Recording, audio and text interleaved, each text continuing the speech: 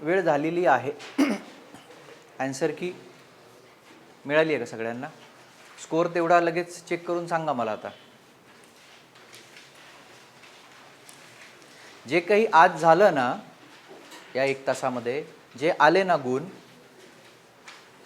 त्याच पट्टीमध्ये वरखाली होणार आहे. ते माझा एक 10 वर्षांचा एक्सपिरियन्स सांगतो मी. मॅजिक नाही होणार, मिरॅकल पण नाही होणार. कारण पेपर सेट करताना मी स्वतः पॉलिटी, इतिहास आणि गणिताचे 20 प्रश्न मी केलेत. 81 ते 100 म्हणजे ते त्याच्यावरून कळलं असेल तुम्हाला. कंबाईनचे अभ्यास करणारा मुलगा, चहा प्यायला जाणारा मुलगा, तशा गोष्टी मीच करतो फक्त. 81 ते 100चे 20, पॉलिटीचे 15, इतिहासाचे 10. समजा आपण म्हटलं तर 15 पैकी 13 पॉलिटीचे बरोबरच यायला पाहिजेत. 2022, 23, 24चे जे पेपर्स आहेत, प्लस आत्ता ग्रुप सीचा जो मुख्य परीक्षेचा पेपर झाला तो, प्लस 9 नोव्हेंबरचं जी राज्यसेवेची पूर्वपरीक्षा झाली ती, ह्याच्यामधून जे पॉलिटी सुचतं आहे त्याच्यानुसार एक्सपेक्टेड तो आहे माझ्या दृष्टीने. कदाचित डेटा थोडा 19-20 होऊ शकतो, पण पॅटर्न ज्याला आपण म्हणतो किंवा जे घटक त्यांनी गेल्या 2-4 वर्षात ते करतायत आपल्यासोबत, तेच आहे. इतिहासाच्या बाबतीतही एखाद दुसरा असा ऑफबीट ठेवायचा. मोरोबा कान्होबांचा जो आहे तो विधवा विवाहाविषयी एखादा वेगळा जो आहे तो, की असं वाटलं पाहिजे की बाबा नाही हे तर विष्णूशास्त्री पंडित असतील, किंवा विधवा विवाह म्हटलं तर हे 3च लोक आहेत, ही व्यक्ती तर असणारच नाही आणि तीच असते. तर एखादा ऑफबीट असं आपण समजा ठेवलं आहे. किती मार्क्स येत आहेत आणि कोण 50च्या वर आहे का, 60च्या वर आहे का, 65च्या वर आहे का, तेवढं फक्त आपण बघू आणि डिस्कशन. काय पाहिजे? इथल्या संपलेत बघ, मागून दे. मार्क्स काढा फक्त, काय त्याला. गणितसुद्धा खूप बेसिक आहे. आकडे फिरवलेत मी. म्हणजे काय, तुम्हाला काय 5/18 मीटर पर सेकंद करता आलं पाहिजे. 360 डिग्रीचा गोल आहे तर मग 10 डिग्रीला किंवा 1 डिग्रीला किती आहे, तिची काय महिन्याची फिगर आहे ती. ट्रेनचे प्रश्न असतील तर बाबा प्लॅटफॉर्मची लांबी प्लस ट्रेनची लांबी, डिस्टन्स कळलं पाहिजे. असं फिगर्सच्या बाबतीत फक्त जे असं एक आहे ना की आम्ही सगळे PYQ पाठ करून आलो आहेत, मग आम्हाला आकडेच पाठ आहेत, मग आम्ही लगेच केलं, तसं केलेलं नाही आहे. गणित सोडवावं लागेल असं ठेवलं आहे. लक्षात येत आहे की असे कुठलेच प्रश्न डायरेक्ट घेतलेले नाही आहेत. किंवा तो कार्पेटिंगचा जो प्रश्न आहे तिथे त्याचा वाईडनेस कन्सिडर करावा लागतो. ती जी एक त्याच्यातली गंमत आहे. कार्पेटिंग करायचं असेल तुम्हाला तर फक्त एरिया डिवाइड करून चालत नाही, त्याला त्याची जी वाईडनेस आहे, त्यामुळे कंसात मुद्दाम दिले की तो एवढा वाईड आहे, तो जो गालीचा आहे किंवा काय.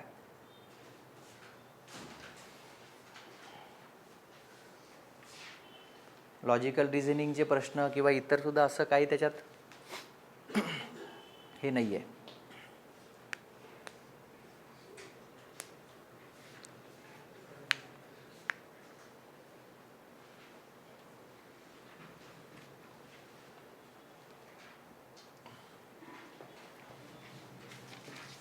माझ्याही हातात पेपर आहे, इकडे तुमच्याही हातामध्ये पेपर आहे. हे डब्बा काय कामाचा आहे हेच मला कळत नाही. म्हणजे हे कशासाठी कल्चर आलं आहे, हे तुमच्या हातात आहे, मी डिस्कशन घेणार आहे, ह्याचं काय गरज आहे. म्हणजे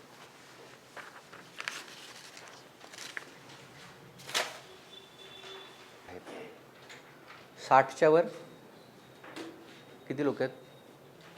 1, 2, 50 ते 60च्या मध्ये आहेत का बरेच लोक? 51 ते 55 मध्ये, 56 ते 60 मध्ये, 60च्या वर किती आहेत मार्क? किती आहेत 60च्या वर? किती आहेत एक्झॅक्ट? किती मार्क पडले? 65.25. 60.55. 57-58चा कट ऑफ आहे समजा बेसिकली. म्हणजे इथल्या संख्येचं प्रपोर्शन आपण केलं तर माझ्या दृष्टीने 60 पडायला पाहिजेत. म्हणजे आज 21 डिसेंबरला 60 पडायला पाहिजेत. खूप असं नाही म्हणणार की 70 पाहिजेत, किंवा 65 पाहिजेत, पण 60 इज चालेल. म्हणजे पॉलिटीमध्ये 12-13 मार्क पडले, हिस्ट्रीमध्ये ठीक आहे नाही आठवलं 50-50 5-1-5-6 येऊ शकतात बरोबर. गणितामध्ये ऑलमोस्ट सगळीकडेच थोडं थोडं आकडे असे 500, 200, 400 असे नाही आहेत, 7334 वगैरे असं केलेलं आहे. म्हणजे असं असतं ना की रिव्हर्स ट्रॅक करून उत्तर शोधता नाही यायला पाहिजे, की प्रश्नामध्ये खालच्या पर्यायांपैकी एक एक आकडा टाकून बरेचदा लोक करतात, तर नाही ते गणितच करावं लागलं पाहिजे असं थोडंसं केलं आहे. त्यामुळे मग तिथे मी फार एक्सपेक्ट नाही करत. बेसिकली काय आहे की कंबाईंड ग्रुप बी पूर्व आहे ना, ही काही मॅटरची परीक्षा नाहीच आहे. It's about time. आणि डिफिकल्टी लेवल हा स्पर्धा परीक्षेच्या ॲस्परंटसाठी कधीच काय आपण म्हणतो कन्सिडरेशनचा मुद्दा असायला नको, की पेपर किती टफ आला याच्याशी आम्हाला काही घेणं देणं नाही आहे. सोपा आला तर मेरिट वर जातं, टफ आला तर कम्पॅरेटिव्ह मेरिट खाली जातं. म्हणजे सोपा आला म्हणून आनंद व्हायला काही त्याच्यात मजाच नाही. उलट सोपा आला की ज्यांचा अभ्यास कमी असतो ते लोक पण रेसमध्ये येतात. त्यामुळे तो वर गेला खाली गेला कसाही डिफिकल्टी लेवलच्या दृष्टीने आपलं प्रिपरेशननुसार ते आपल्याला त्यावेळेस मार्क पडायला पाहिजेत. सो 60 मला ठीक वाटतं. म्हणजे इकॉनॉमीमध्ये पण किंवा भूगोलामध्ये पण असं फार काही असं केलेलं नव्हतं. करंटमध्ये बऱ्याचपैकी वन लाईनर्सच आहेत. ठीक आहे. सो हिस्ट्री आणि पॉलिटीचं डिस्कशन आपण बघूया इथे.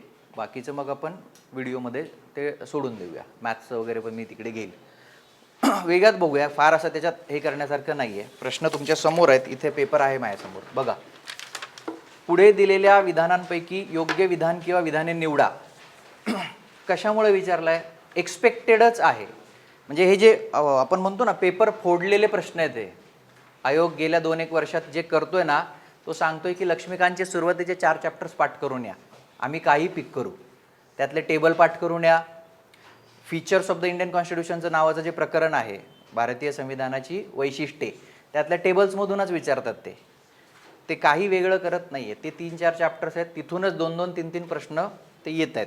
आणि डेटा जो आहे तो त्याच्यातलाच आहे. फक्त केलं आहे काय, मी एका घटकावर आयोग प्रश्न विचारतो. आपल्या टेस्ट सिरीजमध्ये पहिल्या 8 टेस्टमध्ये मी तसं घेतलं होतं.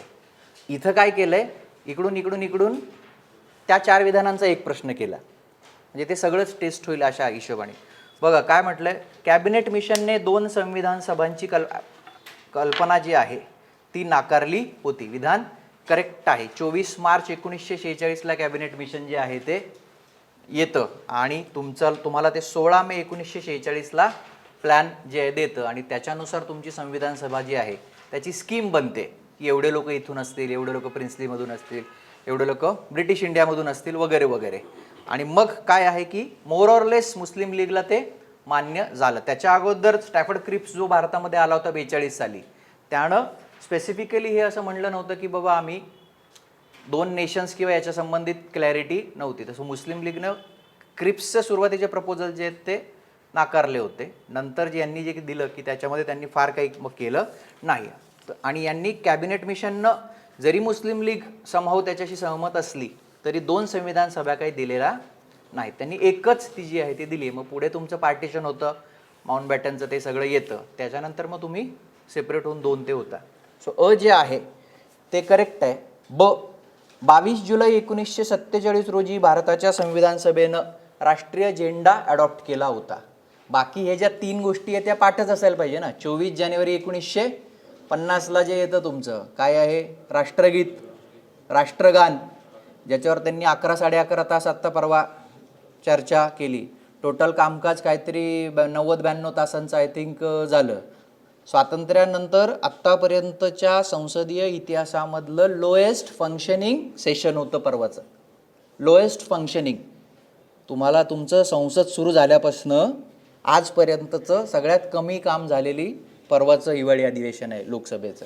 हे सुद्धा करंटसाठी लक्षात ठेवायला पाहिजे. तिथं त्यांनी जी चर्चा केली वंदे मातरमची. सो राष्ट्रगीत, राष्ट्रगान आणि दुसरा Rajendra Prasad elected as a first president, पहिले राष्ट्रपती तुमचे झाले. या 3 गोष्टी ज्या आहेत या 24 जानेवारी 1950ला आलेल्या आहेत. आणि 22 जुलै 1947ला येतो तुमचा झेंडा, राष्ट्रीय झेंडा. सो ह्या 4 गोष्टी 22 जुलै 47ची एक आणि तुमचं 24 जानेवारी 1950चं राष्ट्रगीत, राष्ट्रगान आणि काय आपण तुम्ही म्हणता राजेंद्र प्रसाद, आणि मे 1949 मधलं राष्ट्रकुल सदस्यत्व. या 3 गोष्टी परत परत रिवाईज करायला पाहिजे, ते विचारू शकतात. सो ब चुकीचं आहे. क HVR अय्यंगार यांची संविधान सभेचे प्रमुख मसुदा करते चीफ ड्राफ्ट्समन म्हणून नेमणूक झाली होती. चुकीचं आहे.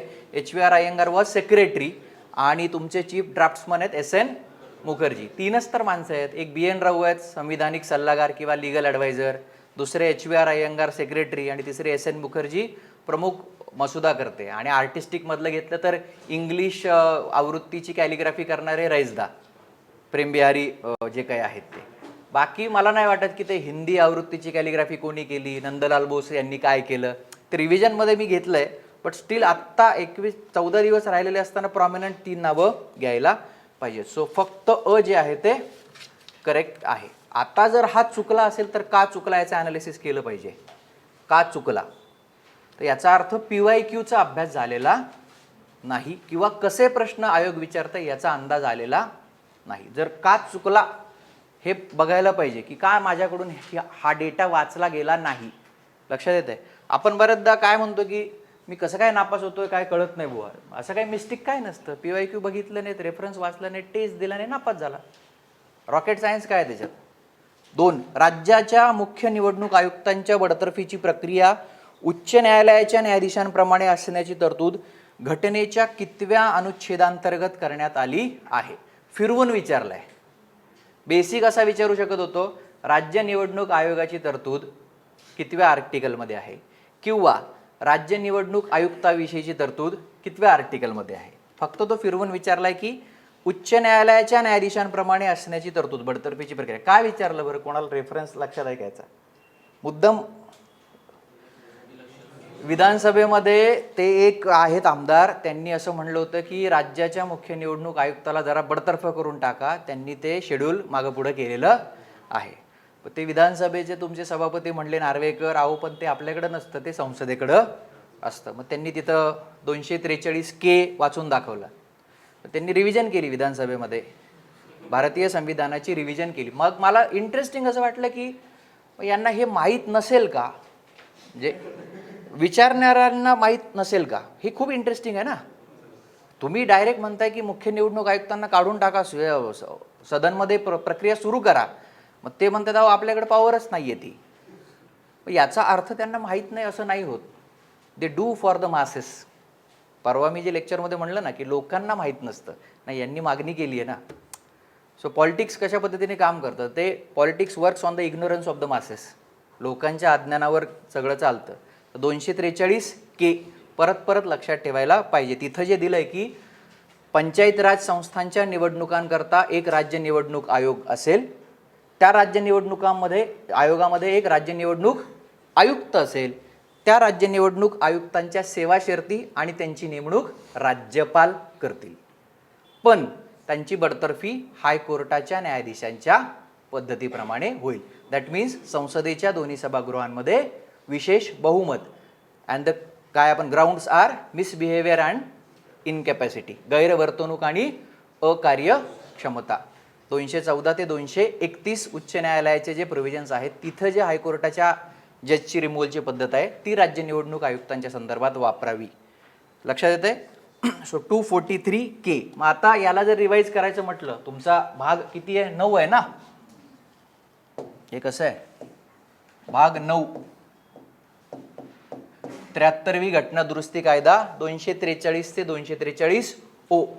त्याच्यातले 7-8 आर्टिकल मुखोद्गत पाहिजेत कारण ते विचारतात. शक्यता आहे 4 जानेवारीला सुद्धा. 243 इज काय आहे, डेफिनिशन्स. जिल्ह्याची व्याख्या दिली आहे, खेड्याची व्याख्या दिली आहे, ग्रामसभेची व्याख्या दिली आहे. आपल्याला ग्रामसभेच्या व्याख्येमध्ये इंटरेस्ट आहे की तुमच्या त्या पंचायतीच्या क्षेत्रातलं किंवा ग्रामपंचायतीच्या क्षेत्रातले जे लोक आहेत त्याच्यापैकीचे रजिस्टर्ड वोटर्स म्हणजे मतदार यादीत नाव असणाऱ्या सगळ्या व्यक्ती म्हणजे तुमची ग्रामसभा होय. हे झालं तुमचं 243. 243A मध्ये काय आहे, ग्रामसभेचे अधिकार आणि कर्तव्य.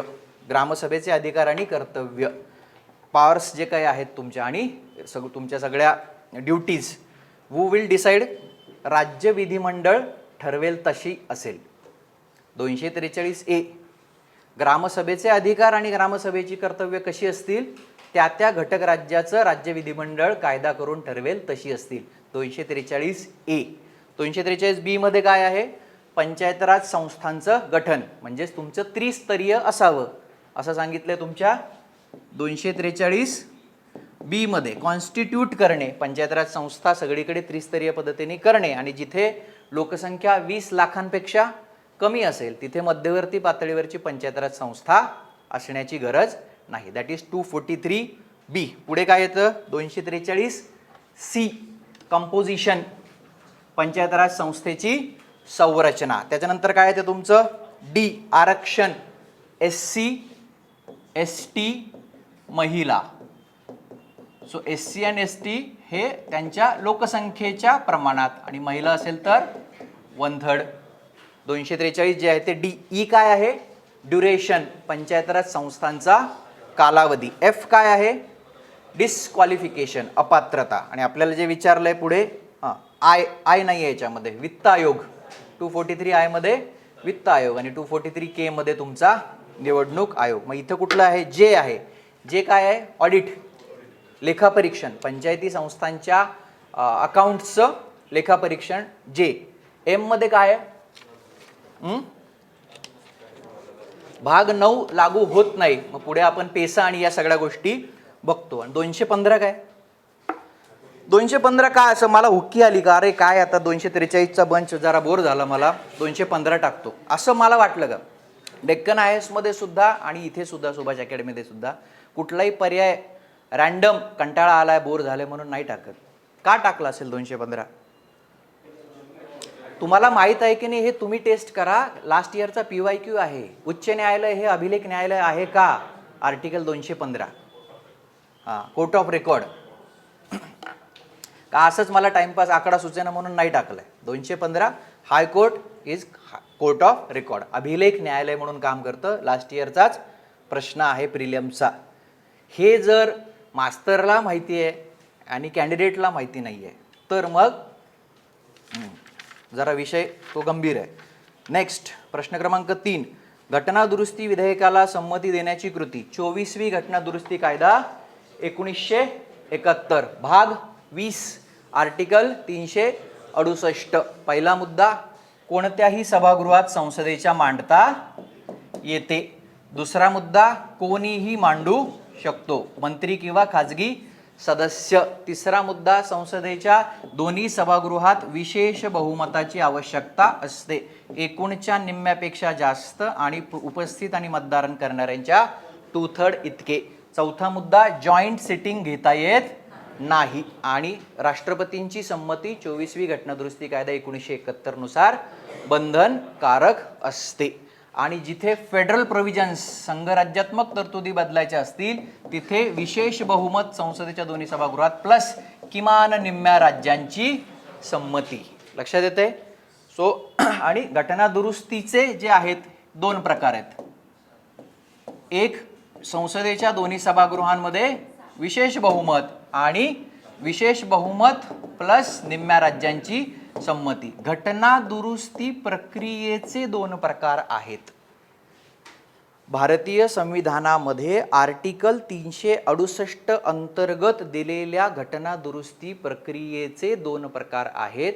पहिला प्रकार, संसदेच्या दोन्ही सभागृहांमध्ये विशेष बहुमतानं घटना बदलणे, आणि दुसरा प्रकार, संघराज्यात्मक तरतुदी बदलायचे असतील तर विशेष बहुमत प्लस किमान निम्म्या राज्यांची संमती. हे 2 प्रकार आहेत आर्टिकल 368 अंतर्गत घटना दुरुस्ती करण्याचे. भारतीय संविधानाच्या पुस्तकामध्ये बदल करण्याच्या 2 पद्धती आहेत. पहिली पद्धत जिला आपण तांत्रिकरित्या घटना दुरुस्ती म्हणत नाही, आणि दुसरी पद्धत जी 368 अंतर्गत दिलेली आहे जिला आपण घटना दुरुस्ती म्हणतो. भारतीय संविधानाच्या पुस्तकात केलेला प्रत्येक बदल हा 368 अंतर्गत येणाऱ्या घटना दुरुस्तीत येतोच असे नाही. काही बदल करण्याकरता भाग 20 मधली आर्टिकल 368 ची प्रक्रिया राबवावी लागत नाही. तिथे तुम्ही साध्या बहुमतानं साध्या विधेयकाप्रमाणे घटनेच्या पुस्तकामध्ये बदल करू शकता. But this is not considered as a constitutional amendment under 368. उदाहरणार्थ नवीन राज्यांची निर्मिती वगैरे वगैरे इतर जे काही असेल ते. आणि मग 368 अंतर्गत 2 येतात. म्हणजे ट्री डायग्राम काढायची असेल तर घटनेमध्ये केले जाणारे बदल 2 प्रकार. एक साध्या विधेयकाप्रमाणे, पण त्याला घटना दुरुस्ती तांत्रिकरित्या म्हणत नाहीत, कारण ते जे विधेयक असतं आंध्र प्रदेश रिऑर्गनायझेशन ऍक्ट 2014, आंध्र प्रदेश पुनर्रचना अधिनियम 2014, ती काही घटना दुरुस्ती नाही, तेलंगणा सेपरेट केलं. पण इकडे जर तुम्हाला करायचं तर मग 86वी घटना दुरुस्ती कायदा 2000 वॉटेवर जे काही आहे 2, म्हणजे इथे तुम्ही आर्टिकल 21A इन्सर्ट करता. दोन्ही गोष्टींनी घटनेच्या पुस्तकात बदल झालेत. तेलंगणा ॲड होईल शेड्यूल फर्स्टमध्ये. राज्यांची नावे आणि राज्यांचं टेरिटोरियल ज्युरिस्डिक्शन काय अधिकार क्षेत्र, भौगोलिक अधिकार क्षेत्र पुस्तकात बदल झालाय, पण ही घटना दुरुस्ती नाही. फंडा क्लिअर करून ठेवायचा. आणि मग त्याच्यात दिलेत विशेष बहुमत लागतं ते FR, DPSP वगैरे वगैरे. आणि मग फेडरलमध्ये मग GST काउन्सिल आहे, काही इतर ज्या तुमच्या गोष्टी येतील त्या, ते सुद्धा विचारलं जाऊ शकतं. नेक्स्ट प्रश्न क्रमांक 4, संविधान सभेच्या समित्या आणि त्यांचे अध्यक्ष यांची अयोग्य जोडी ओळखा. म्हणजे एवढं ना मला असं रात्री 2 वाजता असं कोणी लात मारून विचारलं ना याचा अध्यक्ष सांग, तरी पण पाठ होईल. मी रिव्हिजनच इतक्या घेतल्यात लोकांच्या आत्ता, काय आहे म्हणजे. पण हा फोडलेला प्रश्न आहे, आयोगाने फोडून टाकलाय. 1 मार्क फुकट वाटलेला आहे, विचारणारच आहेत ते. मग आता काय इथे आहेत तेवढे आपण बघूया. गृह समिती, मायनर कमिटीज विचारायला सुरुवात केली यावर्षी. याच्या अगोदर फक्त ते युनियन कॉन्स्टिट्यूशन कमिटी किंवा युनियन पॉवर्स कमिटी किंवा प्रोव्हिन्शियल कॉन्स्टिट्यूशन कमिटी, म्हणजे सरदार पटेल, जवाहरलाल नेहरू, राजेंद्र प्रसाद यांच्यापर्यंत ते मर्यादित होते. ह्या वर्षी जे दिसतंय ते संपलं, म्हणून मग ते इकडे गेले. राज्यसेवेचा प्रॉब्लेम काय माहिती आहे का, MPSCचा तुमचे पेपर सेटर आहेत त्यांना अभ्यास करायचा नाही आहे त्या पुस्तकातून काढायचं आहे. मग ते काय करतात, काय विचारलं काय हे राहिलंय हे राहिलंय, मी एक दिवस असं आहे ना पुस्तक संपून जाणार, मग परत ते तिथून सुरू करणार.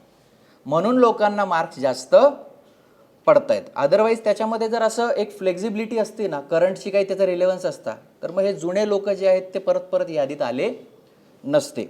गृह समिती, B. पट्टाभी सीतारामय्या. HC मुखर्जी, कुठली कमिटी आहे, अल्पसंख्याक उपसमिती. ज्या कमिटीचे जी एक मोठी कमिटी आहे, सरदार पटेल त्याचे अध्यक्ष आहेत. म्हणजे मूलभूत हक्क, अल्पसंख्याक आणि ट्रायबल अँड एक्सक्लुडेड एरियाज, जे आदिवासी आणि वगळण्यात आलेली क्षेत्र आहेत यांच्या संबंधातली जी एक मोठी समिती आहे, ज्याचे सरदार पटेल अध्यक्ष आहेत. त्याच्या 5 उपसमित्या आहेत. त्यापैकी जी अल्पसंख्याकांसाठीची आहे ती HC मुखर्जी. अचूक आहे, ब करेक्ट आहे. सुकाणू समिती, स्टिअरिंग कमिटी विचारली आहे. प्रांतिक घटना समिती ऑब्वियस सरदार पटेल. नेहरूंच्या त्याच्यातल्या मेजरमधल्या 2 आहेत, युनियन पॉवर्स कमिटी आणि युनियन कॉन्स्टिट्यूशन कमिटी. आता 9 नोव्हेंबरला विचारलं बघा त्यांनी. संघ अधिकार समिती आणि संघ घटना समिती. ड. वित्त आणि कर्मचारी, राजेंद्र प्रसाद. आणि JB कृपलानी यांची वरची जी आपण बघितली मूलभूत हक्कांची उपसमिती.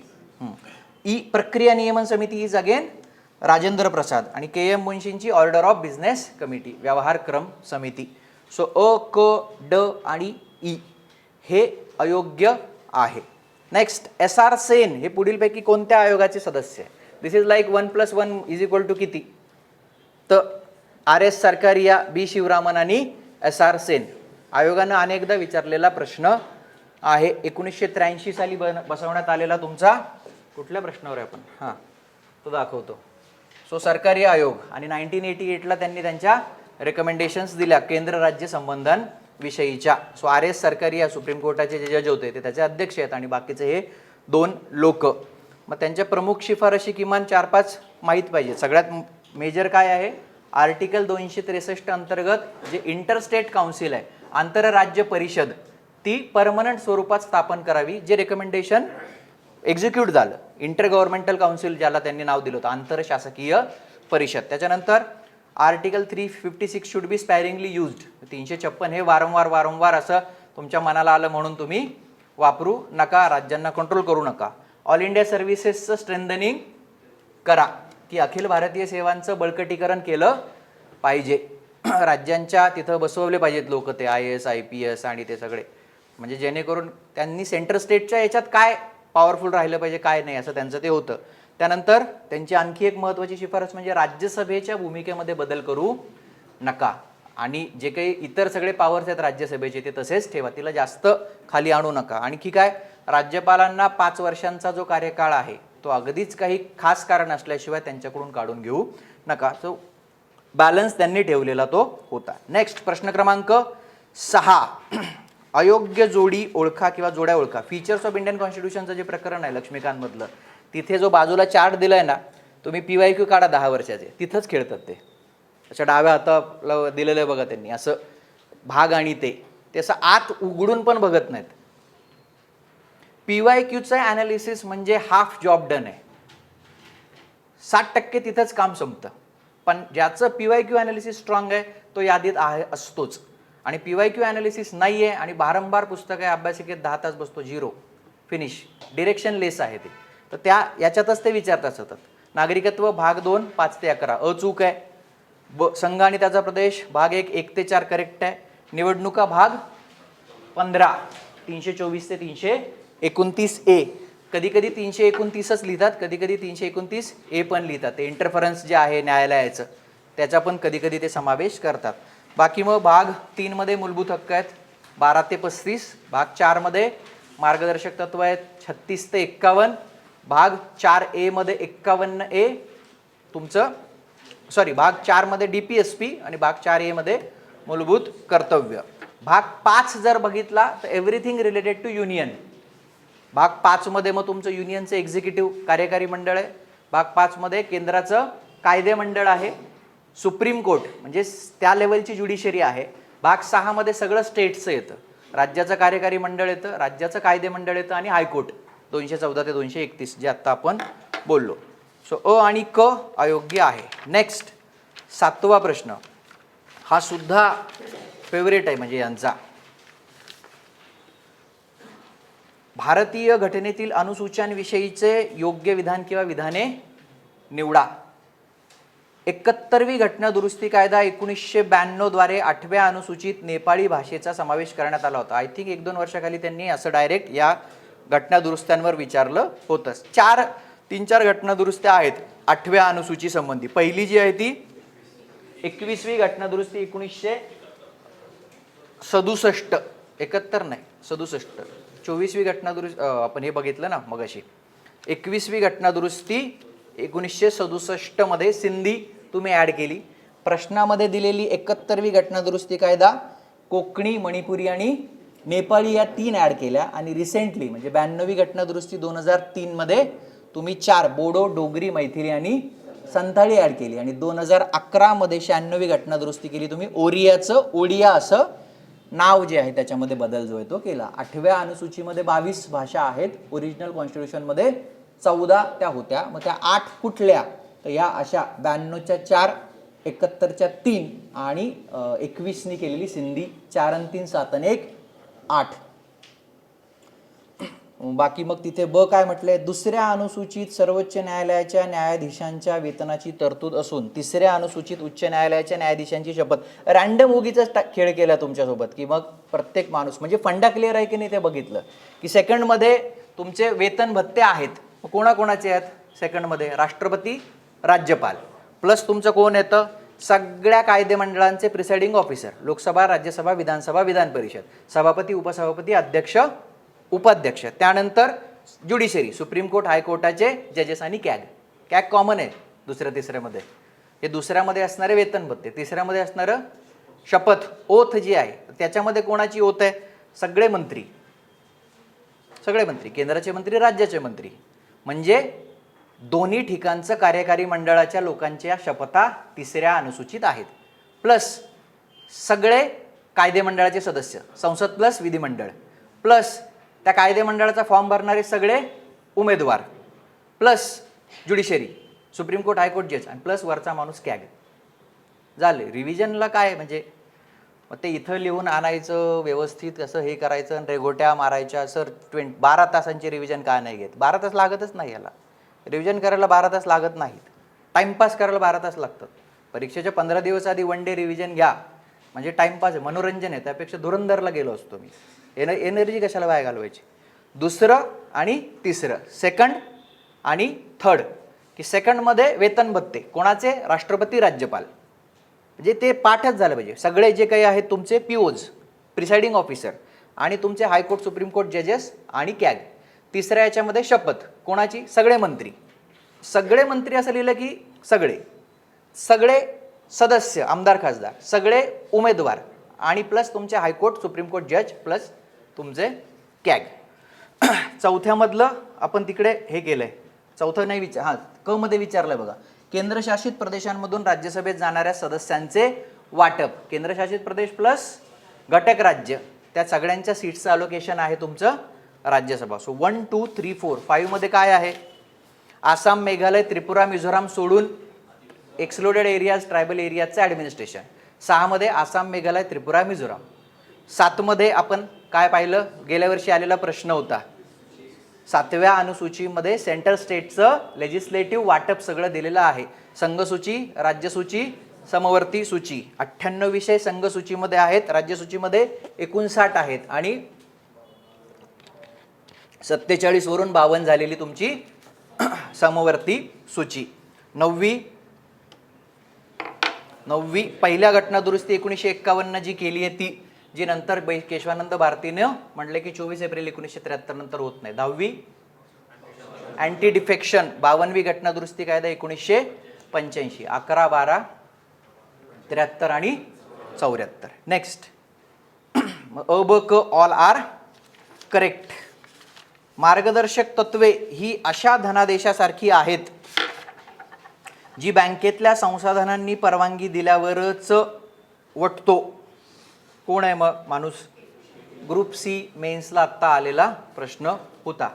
सो येऊ शकतो कारण DPSP मध्ये अशी माणसं त्यांना जास्त मिळतात. FR मध्ये वाव नाही आहे, DPSP मध्येच ते वारंवार विचारलं जाऊ शकतं. नासिरुद्दीनवर विचारलं होतं ना ग्रुप सी मेन्सला, नासिरुद्दीनवर विचारलं होतं ना का जोड्या लावा होता. Yes correct. हां, new year's resolution broken on 2 जानेवारी. नसिरुद्दीन की नवीन वर्षाचं जो असा काही संकल्प असतो जो दुसऱ्या तारखेलाच मोडतो, हे नसिरुद्दीन यांचं मत. DPSP भाग 4 आर्टिकल 36 ते 51 मध्ये जी मार्गदर्शक तत्व आहेत ते काही तुमच्या कामाची नाहीत असं यांचं सगळ्यांचं मत आहे. कारण ते कसे आहेत, जस्टिसिएबल नाही आहेत. ती तुम्हाला राज्याला इम्प्लिमेंट करायची असतील तरच तुम्ही करता. हे हुकतंय टायमिंग आपलं. हां, तर ते त्यांनी म्हटलं की मग ते न्यू इयर रिझोल्युशन सारखं होतं. TT कृष्णम्माचार्यांनी काय म्हटलंय, डस्टबिन ऑफ सेंटिमेंट्स, की कचरा पेटी आहे, भावनांची एक प्रकारे कचरा पेटी आहे. आयवर जेनिंगचं काय आहे, पायस ॲस्पिरेशन्स. पायस म्हणजे असं एक धार्मिक या अर्थानं अशा आकांक्षा आहेत आमच्या. किटी शांनी काय म्हटले, मार्गदर्शक तत्वे चेकशी तुलना केली आहे, प्लस त्यांनी पायस सुपरफ्लिटीज पण त्याला म्हटलेलं आहे की अतिरंजित काहीतरी धार्मिक प्रकारचं हे आहे. आणि आणखी एक माणूस राहतो तो म्हणजे KC वियर, ज्यांनी त्याला मॉरल होमिली म्हणजे नैतिक प्रवचन जसं असतं की असे वागावे तसे वागावे, गरीब श्रीमंत दरी कमी करावी, महिलांना समान काम समान वेतन द्यावे, संपत्तीचे केंद्रीकरण रोखावे, बरोबर आहे की नाही, free legal aid to the poor वगैरे वगैरे. हे काय आहे आता ते. आणि इकडं न्यायालयाने म्हणायचं की 99 मीटरपर्यंतच हरवली आहे. भूगोलाची कॉन्सेप्टच बदलली ना. 100चा असेल तरच पर्वत असतो, 99.99 असेल तर पर्वत नसतो. You can cut it down. म्हणजे भूगोल शिकवायची गरज त्यांना आहे खरं तर, तुम्हाला नाही माहिती. ठीक आहे. So KT Shah. 9 राष्ट्रपती पदाविषयीचे अयोग्य विधान निवडा.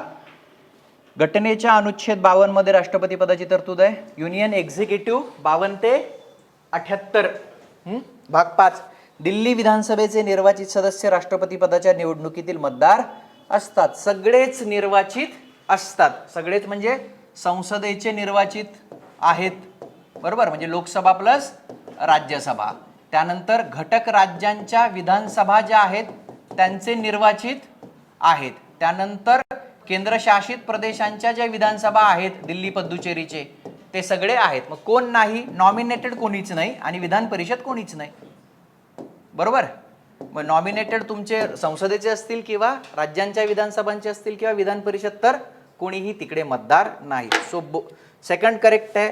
राष्ट्रपतींवरील महाभियोगाकरता त्यांना 14 दिवसांची आगाऊ सूचना द्यावी लागते. विधान करेक्ट आहे. आर्टिकल 61 जे आहे इम्पीचमेंट प्रोसिजर, राष्ट्रपतींवरची महाभियोगाची प्रक्रिया, 14 दिवसांची आगावी नोटीस तुम्हाला द्यावी लागते.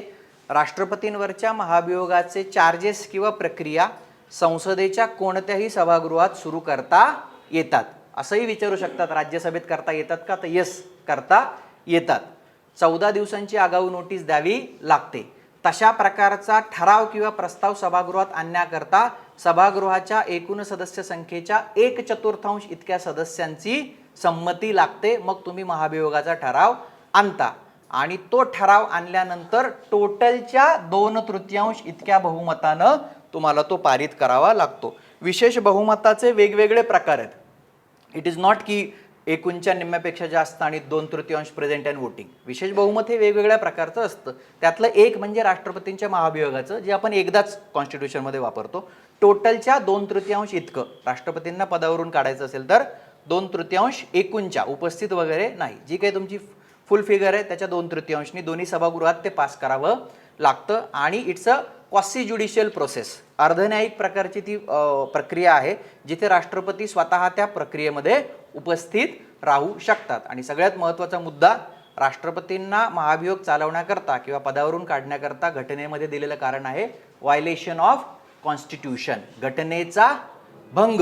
But what is meant by violation of constitution ते कॉन्स्टिट्यूशनमध्ये दिलेलं नाही. घटनेचा भंग म्हणजे नेमकं काय केलं असता घटनेचा भंग होतो हे दिलेलं नाही. सो 3 पण करेक्ट आहे आणि 4 चुकीचं आहे. घटनेच्या अनुच्छेद 58 मध्ये राष्ट्रपतींची शपथ चूक आहे. घटनेच्या 58 मध्ये पात्रता आहे. 60 मध्ये शपथ जी आहे ती देण्यात आलेली आहे. आत्ता आपण ते बघितलं बघा, दुसऱ्या आणि तिसऱ्या अनुसूची तिकडे नाही आहे बरं हे पद, लक्षात येत आहे. सो 60 मध्ये शपथ आहे, 58 मध्ये पात्रता. विचारतायत ते हल्ली, किमान म्हणजे भारताचा नागरिक असावा, किमान वय 35 असावं. So that is 58. प्रश्न क्रमांक 10, पुढे दिलेल्या विधानांपैकी योग्य विधाने ओळखा. ग्रामसभेच्या अधिकार आणि कार्याची तरतूद घटनेच्या अनुच्छेद 243 अंतर्गत करण्यात आली. आत्ताच आपण बघितलं 243 मध्ये व्याख्या आहेत. ग्रामसभेच्या अधिकार आणि कर्तव्याची तरतूद 243A मध्ये आहे. सो अचूक आहे. ब, गावातील 18 वर्ष पूर्ण केलेली प्रत्येक व्यक्ती ही ग्रामसभेचा भाग आहे. हा तर सुविचार झालाय. म्हणजे आयोग इतक्या वेळा हे विचारतं ना, ग्रामसभा, त्यांना एकदा असं भोंगा लावून सांगा, आम्हाला माहिती आहे रजिस्टर्ड वोटरच ग्रामसभा असते, तर पण ते विचारतात परत परत. आणि गंमत म्हणजे तरी पण परत परत लोक चुकतात. हे पण मजेशीर आहे की हे पण आहे की नाही, की तरी पण लोक लिहितात की नाही 18 वर्षाचे सगळे असतील. सो अ आणि ब दोन्ही चुकीचं आहे. व्याख्या 243 मध्ये व्याख्या आहेत आणि 243A मध्ये अधिकार आणि कर्तव्य आहेत. 11, घटनेच्या अनुच्छेद 154 मध्ये कोणती तरतूद आहे?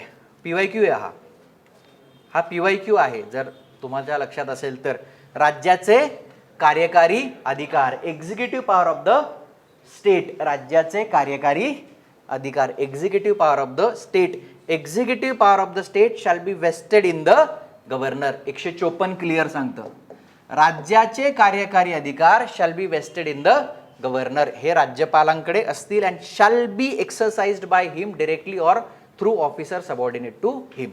राज्याचे कार्यकारी अधिकार हे राज्यपालांच्या कडे असतील आणि ते अधिकार राज्यपाल स्वतः एक्झिक्यूट करतील किंवा त्यांच्या अंडर असलेल्या ऑफिसर्स थ्रू करतील, जे साधारणतः आपली पद्धत आहे. हे झालं 154. घटनेमध्ये एक गंमत आहे बघा, 154 आणि 166 अशी 2 सिमिलर वाटणारी आर्टिकल आहेत. 154 आणि 166, conduct of business of the government of state. 166 आणि 154 मध्ये बऱ्याचदा कन्फ्युजन होतं. 154 मध्ये आहेत राज्याचे कार्यकारी अधिकार किंवा हे राज्यपालांकडे असतात आणि 166 आहे conduct of the business of the government of the state, राज्याच्या शासनाचा बिझनेस किंवा व्यवहार कसा चालतो. All executive actions of the government हे राज्यपालांच्या express to be taken in the name of governor.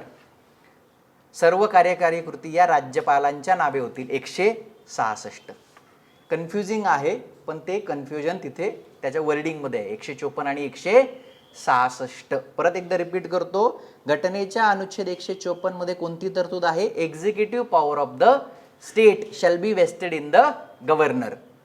घटक राज्याचे कार्यकारी अधिकार जे आहे हे गव्हर्नरकडे असतील. आणि 166 क्लिअर सांगतं, all executive action of the government of the state shall be express to be taken in the name of governor, राज्यपालांच्या नावे होतील 166. एवढा अभ्यास ते करणार नाहीत, पण कन्फ्युजन आहे या 2 आर्टिकलमध्ये. थोडंसं जनरली 154च विचारतात, नसेल लक्षात राहत तर सोडून द्या.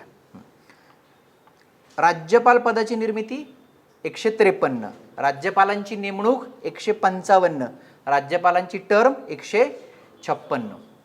आर्टिकल 153 ते 167 भाग 6 राज्याचं कार्यकारी मंडळ. 12 उच्च न्यायालयाच्या परमादेश अधिकाराची तरतूद घटनेच्या कितव्या अनुच्छेदांतर्गत करण्यात आलेली आहे? 226. सुप्रीम कोर्टची 32 संविधानिक उपायांचा हक्क, ज्याच्यानुसार तुम्ही रिट ज्युरिस्डिक्शन परमादेश काढता.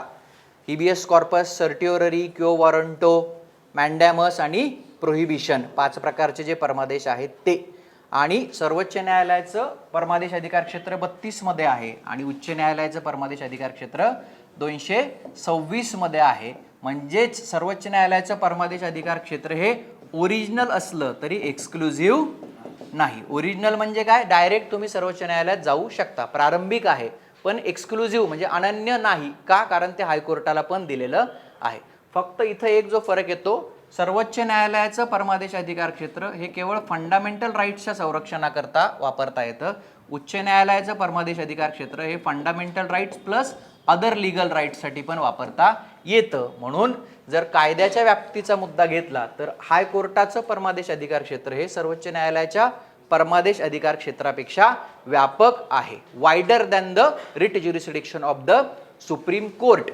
पण जर टेरिटोरियल ज्युरिस्डिक्शनचा विचार केला, म्हणजे भौगोलिक अधिकार क्षेत्राचा विचार केला, तर सर्वोच्च न्यायालयाचं परमादेश अधिकार क्षेत्र हे सबंध भारतभर चालेल आणि हायकोर्टाचं परमादेश अधिकार क्षेत्र हे केवळ हायकोर्टाचं जिथे भौगोलिक अधिकार क्षेत्र आहे तिथे चालेल. पण याला एक अपवाद आहे, उच्च न्यायालयाचं परमादेश अधिकार हे उच्च न्यायालयाच्या भौगोलिक अधिकार क्षेत्राच्या बाहेरही चालू शकतं जर त्याचं कॉज त्याच्या भौगोलिक अधिकार क्षेत्राच्या विधीन असेल. दॅट इज ॲडेड बाय 15वी घटना दुरुस्ती कायदा 1963. लक्षात येते. आणि हायकोर्ट हे 226 अंतर्गत जे परमादेश अधिकार क्षेत्र वापरतं ते तुम्हाला नाही म्हणू शकतं की आम्हाला वेळ नाही. ॲग्रीव्ड पार्टी जर तिकडे गेली ते म्हणू शकतं की हे आमचं कंपल्सरी काम नाही, हे आमचं डिस्क्रिशनरी काम आहे, म्हणजे आमच्याकडे वेळ नाही, तुम्ही सुप्रीम कोर्टाकडे जा. So high court is like a father in this relationship. Analogy जर बघितलं की वडिलांकडे गेलं तर मी कामात आहे जरा, तू तिला सांग, कारण ती आई असते. So supreme court is mother for this democracy. Supreme court never rejects it. ते म्हणत नाही, कारण 32 म्हणूनच सुप्रीम कोर्टाला काय म्हणतात? Defender and guarantor of the constitution, मूलभूत हक्कांचं रक्षण करता. आणि हे का म्हणतात सुप्रीम कोर्टाला? कारण सुप्रीम कोर्ट 32 अंतर्गत तुम्हाला म्हणत नाही की आम्ही खटला चालवत नाही, पण हायकोर्ट कॅन से नो, जरी त्याला पॉवर असले तरी. ती ॲनॉलॉजी जी आहे ती आई वडील थोडी कॉमन सेन्सनी घ्या, नाही तर कंटेम्प्ट ऑफ कोर्ट व्हायचा. मग मी काय सांगतो ते समजून घ्या, ते कॉन्टेक्स्ट समजून घ्या उदाहरणाचा. हां, लक्षात येते. सो 225 मध्ये काय आहे? ज्युरिस्डिक्शन सुप्रीम हायकोर्टाचं आहे.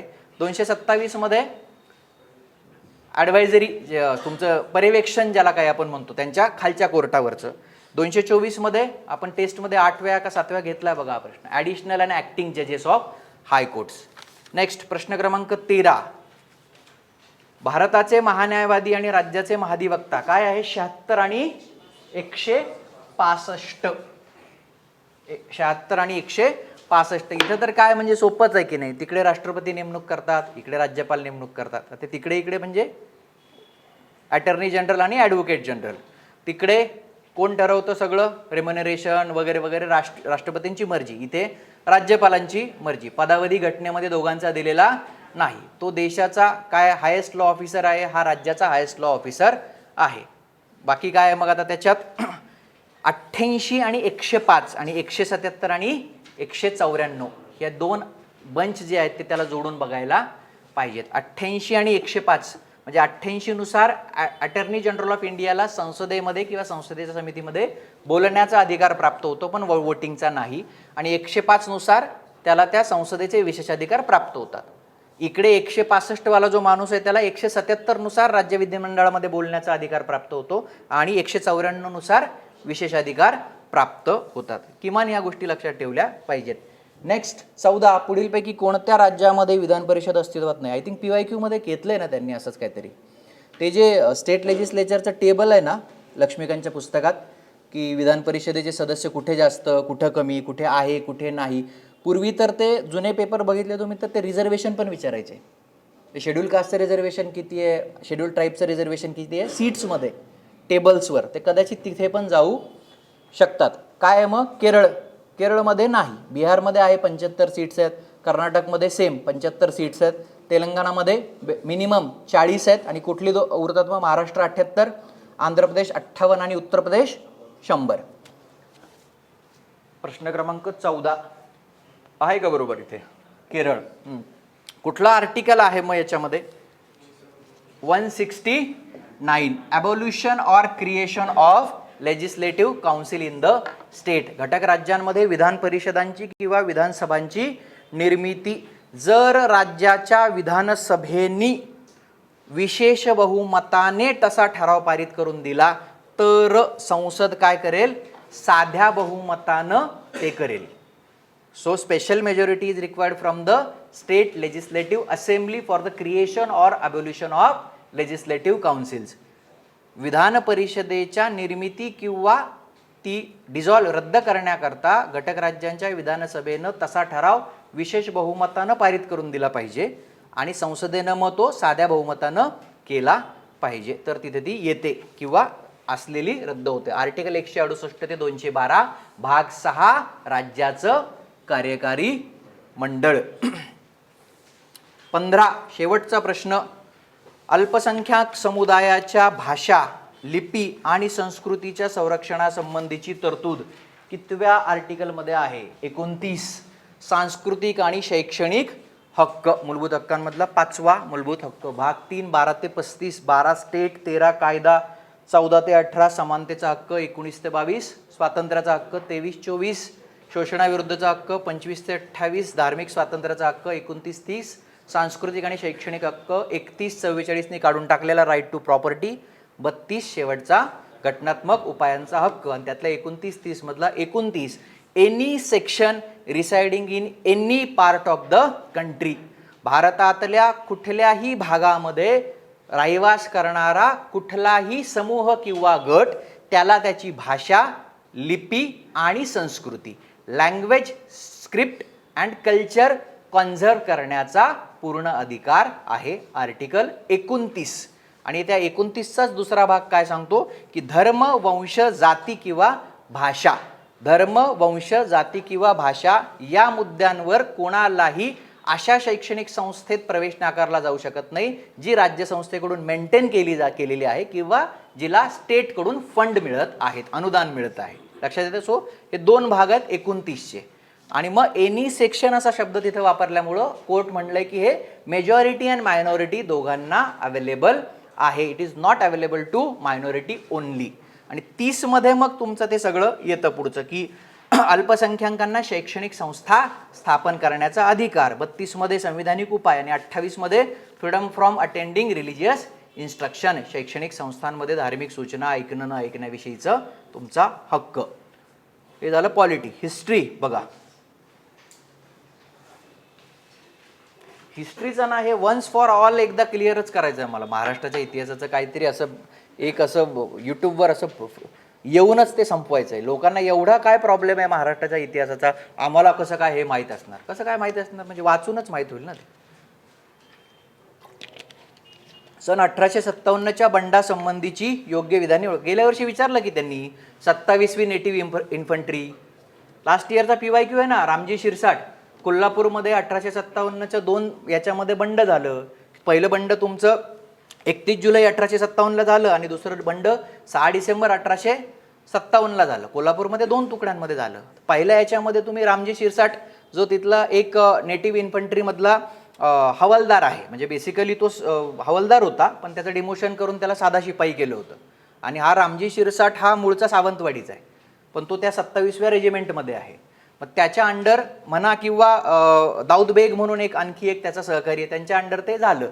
याला अर्थातच चिमासाहेब जे आहेत संस्थानिक, त्यांची मदत होती. इवन नानासाहेबाचं सुद्धा त्याला एक काय आपण म्हणूया इन्स्पिरेशन होतं. आणि या सगळ्यामध्ये आपण म्हणतो की रंगो बापूजी गुप्तेंचा काही एक हात तिथे आहे. सो ते जुलैमधलं 1857चं बंड ते फसलं, अर्थात सगळेच फसलेत, पण ॲटलिस्ट जुलै 1857 कोल्हापूर म्हणलं की रामजी शिरसाट, दाऊद बेग ही नावं लक्षात यायला पाहिजे. आणि कर्नल माल्कम आणि कर्नल जेकब, दोन माणसं जी आहेत ती कोल्हापूरच्या बंडामध्ये मोठा रोल आहे, ज्यांनी ते चिरडलं किंवा ते सगळं संपवलं. खरं तर ते 27, 28 आणि 29 तिन्ही ज्या नेटिव्ह इन्फंट्रीज होत्या त्यांना एकत्र करायचं होतं. जे बेळगाव आहे, धारवाड आहे आणि तुमचं कोल्हापूर आहे, तिन्ही इन्फंट्रीज ज्या होत्या 27, 28, 29 रेजिमेंट एकत्र करायचं होतं. पण तो प्लॅन सगळा जो आहे तो फिसकटला. 10 ऑगस्ट 1857च्या ऐवजी ते प्रिपोन करावं लागलं, कारण ते मॅटर डिस्क्लोज झालं आणि मग ते सगळंच फसून गेलं. त्याच्यानंतर डिसेंबरमध्ये मग चिमासाहेबांची याच्या अंडर जो आहे, जे ते बाबासाहेब चौथे शिवाजी ज्यांना म्हटलं जातं ना, चौथे शिवाजी जे कोल्हापूरचे संस्थानिक होते, रूलर जे आहेत त्यांचे बंधू आहेत चिमासाहेब, ॲक्च्युअल रूलर नाही आहेत, त्यांचे बंधू आहेत. आणि मग त्यांचे प्रेरणास्त्रोत नानासाहेब पेशवे होते आणि त्यांनी मग तिथं प्रयत्न करून बघितला, पण त्यांना कराचीला डिपोर्ट केलं आणि तिथेच त्यांचं निधन झालं. सो कोल्हापूरमधले बंड फेल झाली दोन्ही. आता या चिमासाहेबांना अण्णा फडणीस आणि तात्या मोहिते दोन जोडीदार आहेत त्यांची, लक्षात ठेवायला जमले तर ठेवायला पाहिजे. दौलतराव शिंदे यांची विधवा पत्नी बायजाबाई यांनी उठावात प्रभावी भूमिका पार पाडली. विधान करेक्ट आहे. दौलतराव शिंदे जे आहेत म्हणजे ग्वाल्हेरचं जे आहे त्यांचं सगळं, त्यांना तिथून डिपोर्ट केलं बायजाबाईंना, त्यांना ते इंदोरमध्ये आणलं. त्याचा राग त्यांच्या मनामध्ये होता, कारण जनकोजी शिंदे हा त्यांचा दत्तक पुत्र बायजाबाईंचा. पण त्यांना ते थोडंसं अपमानास्पद वाटल्यामुळं बायजाबाईंचं एवढं कॉन्ट्रीब्युशन आहे की ऑलमोस्ट जेवढे राजे आहेत या भागातले त्या प्रत्येकाशी त्यांनी इदगुज केलं की आपल्याला उठाव करावा लागेल. सो मोठा रोल आहे. जनरली लोक इतरांचा पण हे करतात, पण बायजाबाईंचा मोठा रोल त्या सगळ्या याच्यात होता. शिवाजीराव घाडगे त्यांचे वडील, म्हणजे आता तुम्ही मला कोण शिवाजीराव घाडगे असं म्हणलं तर मग आपण नंतर बोलू. 99% लोकांचा चेहरा झाला, कोण बाबा कोण आहे, त्यामुळे जाऊ द्या. करेक्ट आहे, सोडून द्या. काजी सिंग, पोलाद सिंग, भीमा नाईक यांनी अंबापानीची लढाई 11 एप्रिल 1857. महाराष्ट्रातील भिल्लांचे उठाव 1857च्या आसपास जे आहेत त्यातले मेजर नाव आहेत. काजरा सिंग असं पण दिसतं, काजरा सिंग, काजी सिंग सेम नाव आहे. काजी सिंग, पोलाद सिंग, भीमा नाईक आणि आणखी एक मोवासिया नाईक म्हणून एक नाव दिसतं. हे चौघे आहेत जे अंबापानीच्या लढाईमध्ये मोठं तिकडं सगळं हे झालं, पण ते शिरकान केलं ब्रिटिशांनी. फायनली पुढे काजी सिंग जो आहे ना, त्यांनी हे केलं, 1858ला ट्रिटी केली ब्रिटिशांबरोबर. म्हणजे त्यांनी एक असा समेट घडवून आणली. त्याच्यानंतर भिल्लांचं सगळं जे रिसरेक्शन आहे ते थांबलं. 1858मध्ये त्यांनी एक काय आपण म्हणूया की मी आता इथून पुढे काही मुवमेंट करणार नाही, तर ते सगळं थांबून गेलं त्यानंतर. सो तिन्ही करेक्ट आहेत.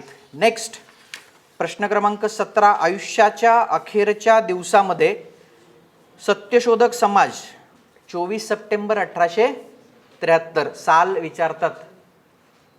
मानवधर्म सभा, परमहंस सभा, प्रार्थना समाज, सत्यशोधक समाज, वीरा शिंदेंची डिप्रेस्ड क्लासेस मिशन यांचे साल, स्थापनेचे वर्ष, अध्यक्ष, पदाधिकारी, क्रोनॉलॉजिकल ऑर्डर पाठ करून ठेवायला पाहिजे. तर सत्यशोधक समाजाची स्थापना 24 सप्टेंबर 1873.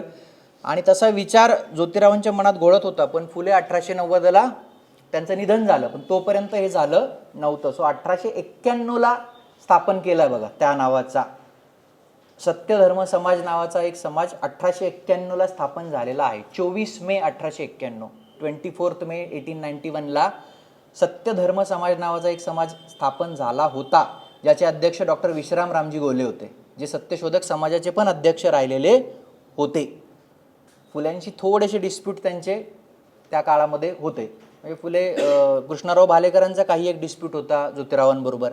ते 1200 रुपयाचा छापखान्याचा जो मुद्दा आहे ना, तो रामय्या व्यंकय्या अय्यवर आणि कालेवार, तर त्यांनी दिला होता की तुम्ही एक वृत्तपत्र काढा बाबा, या लोकांनी दर्पण बिरपणपासून सुरू केलेलं आहे 1832 पासून, तुमचं काहीतरी काढा. तर फुले म्हणले की आपल्या लोकांना नीट लिहिता येत नाही, आपल्या लोकांना नीट वाचता येत नाही, आपल्या मीन्स बहुजन लोकांना, त्यांचे शिक्षित नाही आहेत आणि कदाचित मग त्यांच्यावर लायबिलिटीची केस होऊ शकते.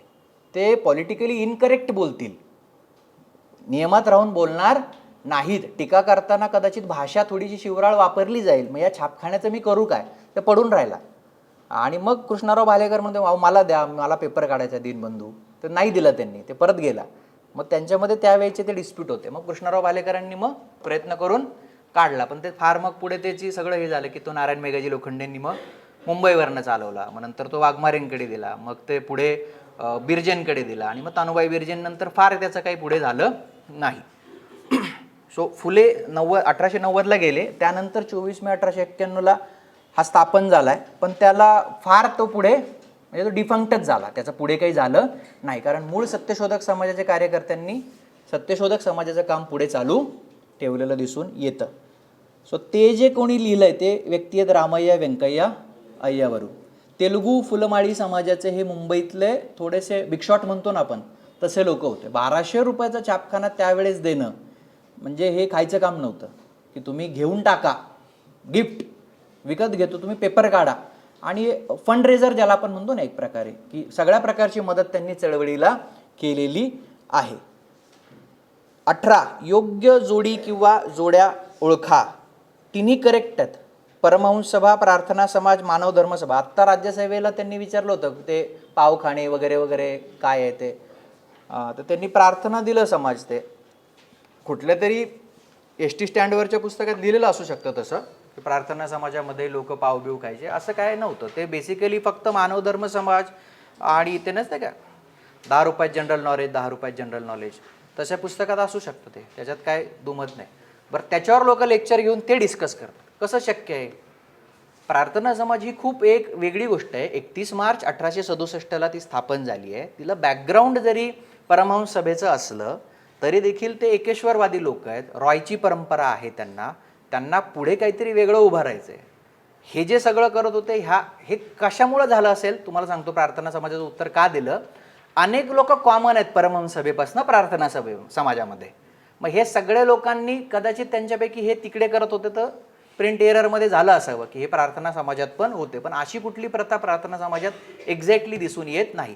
मानव धर्म समाज जी सुरतमध्ये 1844मध्ये दुर्गादास मंछाराम आणि दादोबा पांडुरंगांनी स्थापन केली, तिथं थोडंसं हे दिसतंय की पाव खाल्ला पाहिजे. पाव का, त्याचं हे आहे की मुळात हे जातीभेद मोडणारे लोक होते.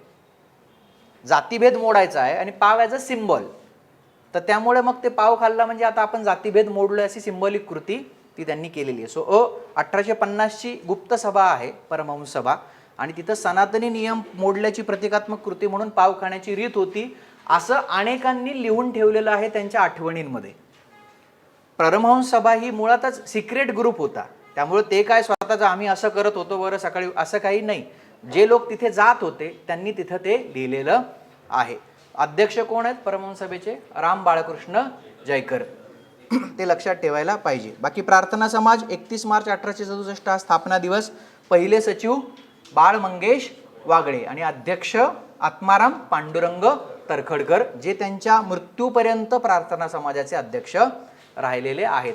आत्माराम पांडुरंग दादोबा पांडुरंगांचे बंधू. दादोबा पांडुरंगांचं वय झालं होतं त्यामुळे ते फार त्याच्यामध्ये नंतर इन्व्हॉल्व नव्हते, अदरवाईज ते सुद्धा दादोबा पांडुरंगांच्याच हातून झालं असतं.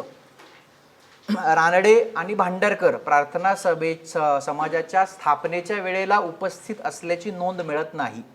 ते साधारणतः 1 वर्षभरानं तिकडं आले असावेत अशी नोंद आहे. राघो भांडारकर आणि न्यायमूर्ती मगो रानडे प्रार्थना समाजाचे जे 2 अदरव्यू आहेत, जे आधारस्तंभ आहेत, ज्यांनी एकेश्वर निष्ठांची कैफियत थेईस कन्फेशन ऑफ फेथ लिहिलं रानडेंनी. मग पुढचं सगळं विठ्ठलरामजी शिंदेपर्यंत प्रार्थना समाजाचे तुम्हाला सभासद दिसतात. बाळ मंगेश वागळे, बाबा पदमजी जे आहेत किंवा भिकोबा चव्हाण आहेत, हे सगळ्या लोकांची नावं या सगळ्यात येतात. मानव धर्मसभा सुरतमध्ये स्थापन. दादोबा पांडुरंग यांच्या धर्मविवेचन पुस्तकात या सभेचे निर्णय लिहिले गेले. सो करेक्ट आहे अ, ब आणि क. पाव खाण्याची जी कृती आहे ती प्रतिकात्मक सगळीकडे पाहिलेली दिसते. मानव धर्ममध्ये पण आहे आणि परमहंसमध्ये पण आहे.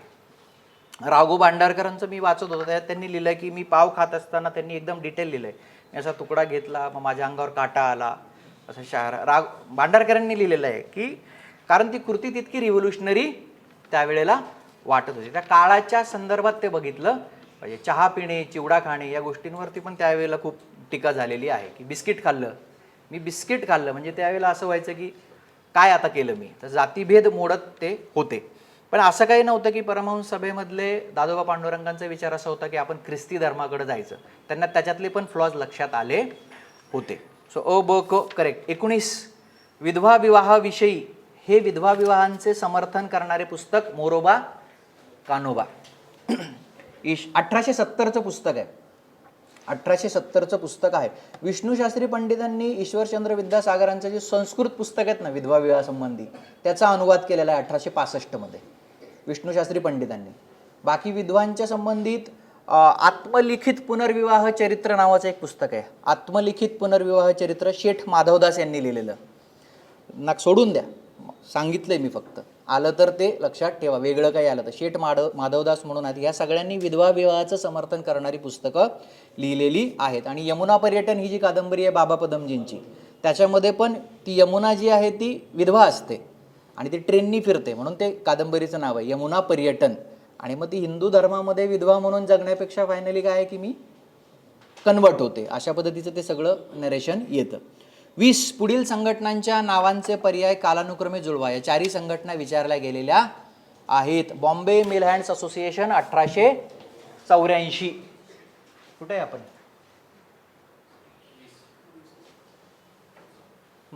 1884 नारायण मेघाजी लोखंडे यांनी सुरू केलेली भारतातली तशी म्हणलं तर पहिली महत्त्वाची कामगार संघटना किंवा भारतातील कामगार चळवळीचे जनक असलेले नारायण मेघाजी लोखंडे, राव बहादूर नारायण मेघाजी लोखंडे, हिंदू मुस्लिम एकतेसाठी प्रयत्न करणारे लोखंडे, ज्यांच्या प्रयत्नामुळे बॉम्बे मिल ओनर्स असोसिएशननं 1890 मध्ये रविवारची सुट्टी जाहीर केली. रविवारची सुट्टी मालकांनी दिलेली आहे.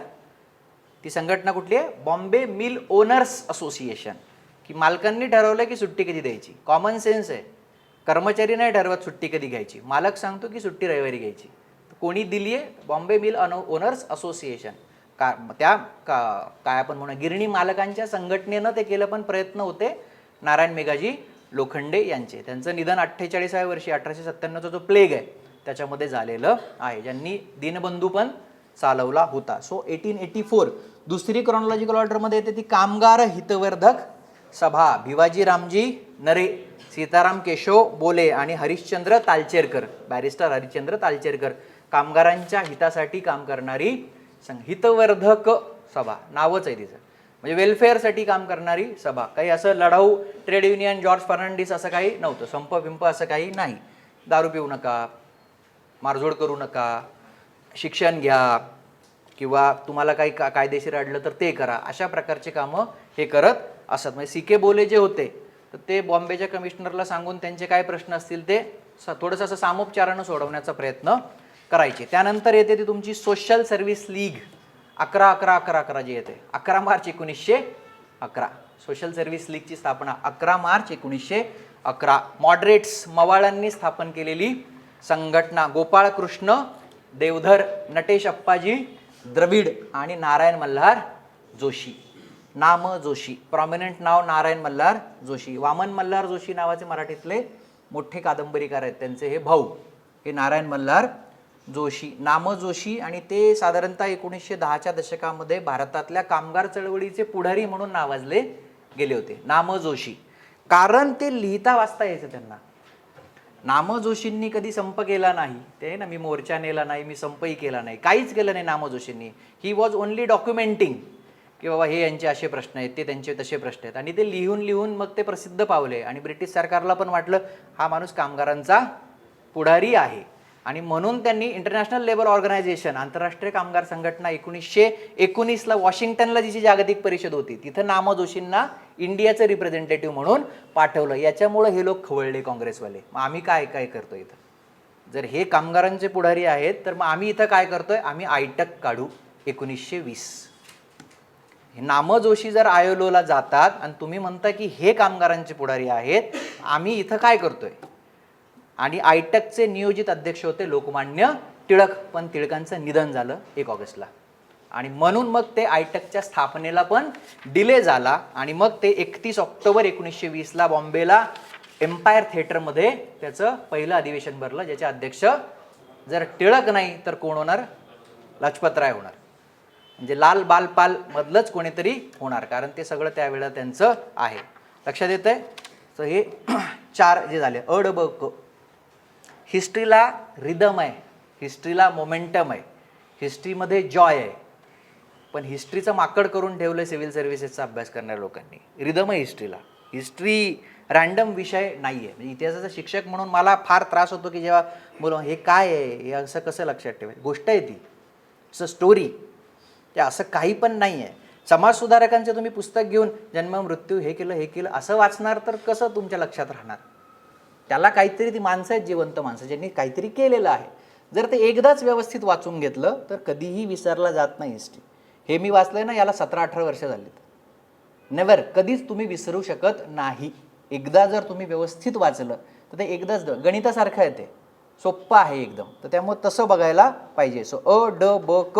1884 Bombay mill अँड्स social service league 1911, कामगार हितवर्धक 1909, all India trade union Congress 1920. 21 वरून काही आठवतंय का? PYQ आहे, गेल्या वर्षी चाललेला प्रश्न आहे.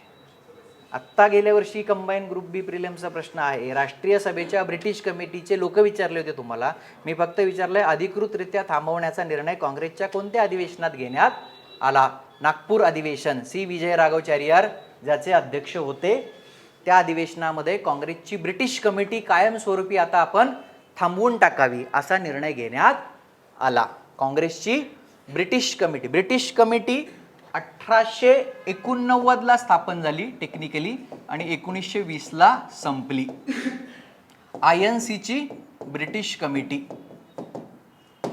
कमिटी म्हणजे अर्थात ती कुठे काम करत असणार? इंग्लंडमध्ये ती काम करत होती. इथल्या लोकांना असं वाटत होतं की ब्रिटिश हे न्यायी आहेत, इंग्लंड देशातले लोक हे थोडेसे चांगले आहेत आणि त्यांना इथली जी ब्युरोक्रेसी आहे भारतातली ही काय शेण खाते हे माहीत नाही. त्यामुळे सुरुवातीच्या काळातल्या काँग्रेस नेत्यांचा प्रयत्न होता की ब्रिटिश जनतेमध्ये आपल्याविषयी माहिती पोचवणे. आणि मग याची सुरुवात जी आहे ती 1889ला कोण अध्यक्ष आहे INCचं? विल्यम वेडनबर्न. 1889ला विल्यम वेडनबर्न अध्यक्ष आहे INCचे.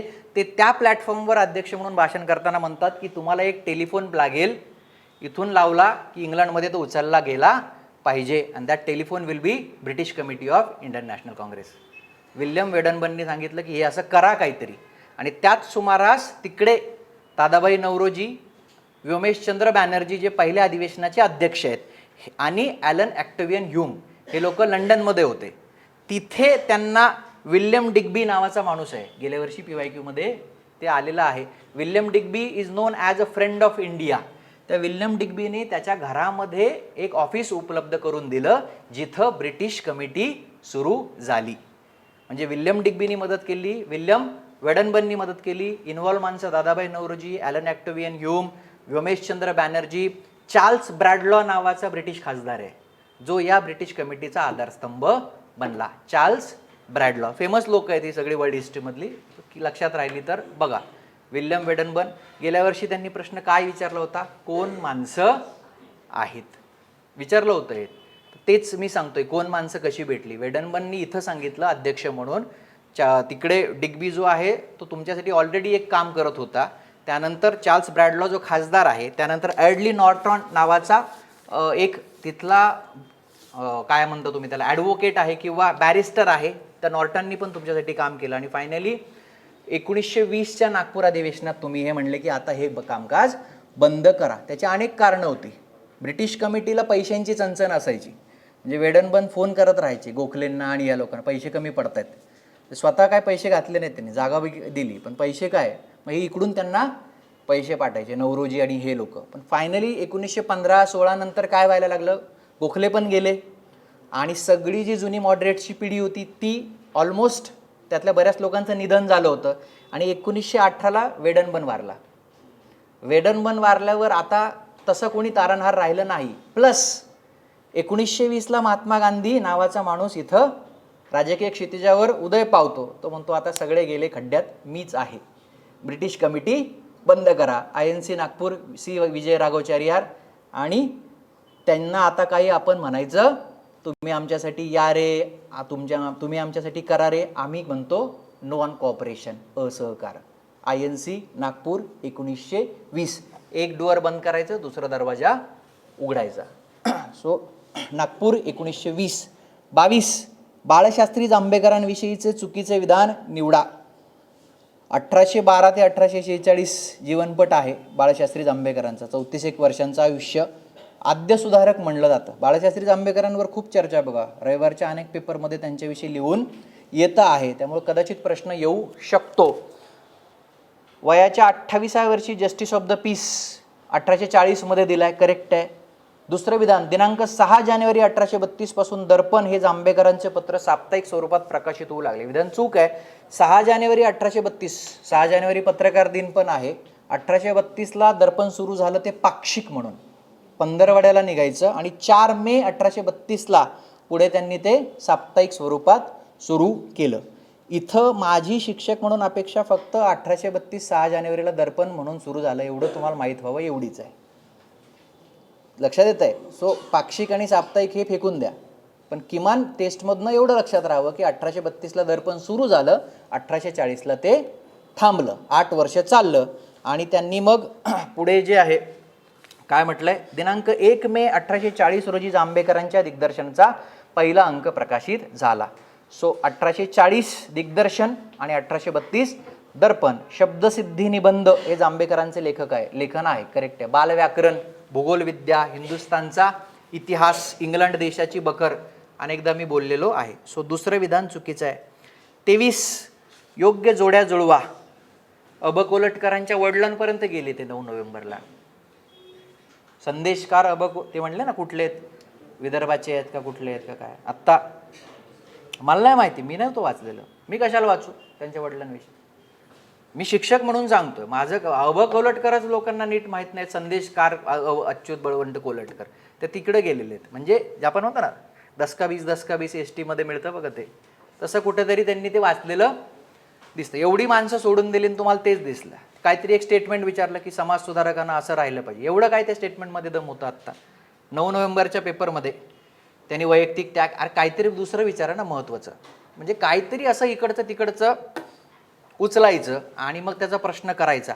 संदेशकार अच्युतराव कोल्हटकर 14 जानेवारी 1915ला सुरू केलेला संदेश, महत्त्वाचं वृत्तपत्र आहे महाराष्ट्रात.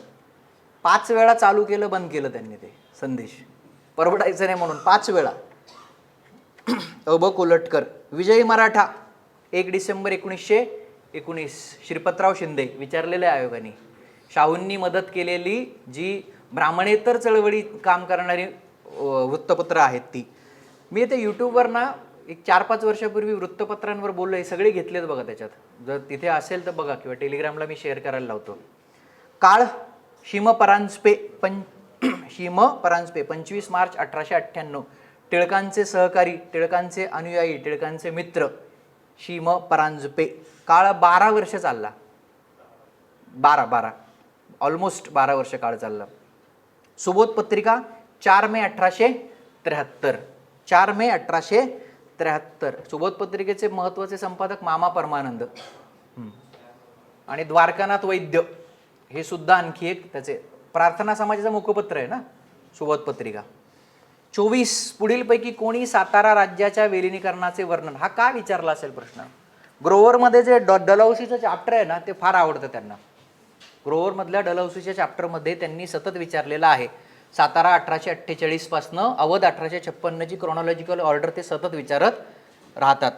तुम्ही जे विलिनीकरण केलं ना, सातारा 1848, जैतपूर संबलपूर 1849, बघाट 1850, उदयपूर 1852, झाशी 1853 आणि अवध 1856, तर तिथपर्यंत ते येतं. आणि पुन्हा पुन्हा कुठला किंग आहे, कुठला रूलर आहे ज्याचं त्याला अपत्य आहे अपत्य नाही, हे ते गेल्या 2-3 वर्षात विचारत आहेत. सो कोणी सातारा राज्याच्या विलिनीकरणाचे वर्णन. Victory of might over right, बळी तो कानपिळी, जोसेफ ह्यूम, हाऊस ऑफ कॉमन्सचा खासदार आहे, ग्रोव्हरच आहे सोर्स. जिथून गेल्या वर्षी प्रश्न विचारलाय त्याच्या वर खालच्या ओळी येते. असं काही नाही आहे की मला जोसेफ ह्यूमचं चरित्र वाचलंय मी, ग्रोव्हरमधूनच घेतलेला प्रश्न आहे. त्यांनी 1857च्या बंडासाठी कारणीभूत झालेली जी रायफल आहे त्याचे लोकेशन विचारले होते, फॅक्टरीचे अंबाला आणि ते ते ग्रोव्हरमधूनच विचारलेले आहेत. आता काय झालंय मार्केटमध्ये चोरीच म्हणतो मी, चोरी करून पुस्तकं लिहितात लोक.